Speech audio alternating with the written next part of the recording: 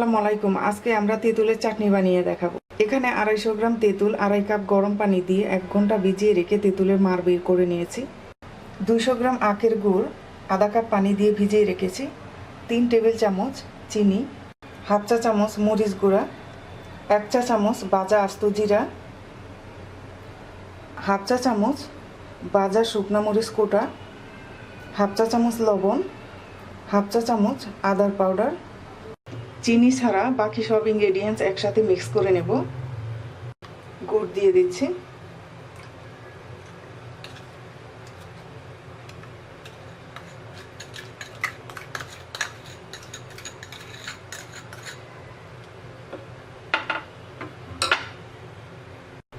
জিরা দিয়ে দিচ্ছি, মরিচ গুঁড়া,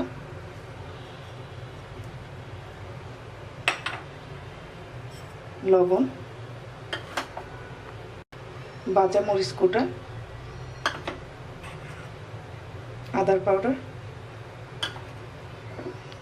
এবার মিক্স করে নিচ্ছি।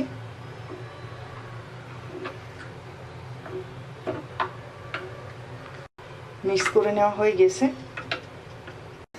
চুলায় আমরা একটা হাঁড়িতে ঢেলে দিচ্ছি।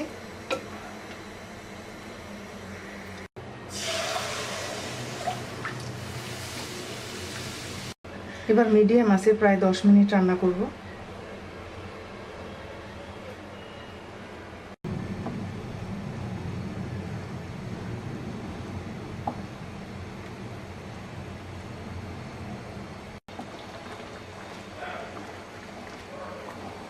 দশ মিনিট হয়ে গেছে।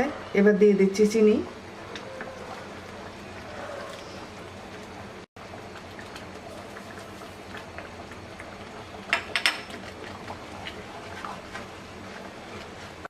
এবার আমরা আরো 2-3 মিনিট রান্না করব। 3 মিনিট হয়ে গেছে, দেখতেই পাচ্ছেন অনেকটা ঘন হয়ে গেছে। এবার আমরা নামিয়ে নেব। এটা ঠান্ডা হওয়ার পর আরো একটু ঘন হবে। তৈরি হয়ে গেছে আমাদের তেঁতুলের চাটনি। আশা করি আপনাদের ভালো লাগবে। আজকে এ পর্যন্ত, সবাই ভালো থাকবেন। আল্লাহ হাফেজ।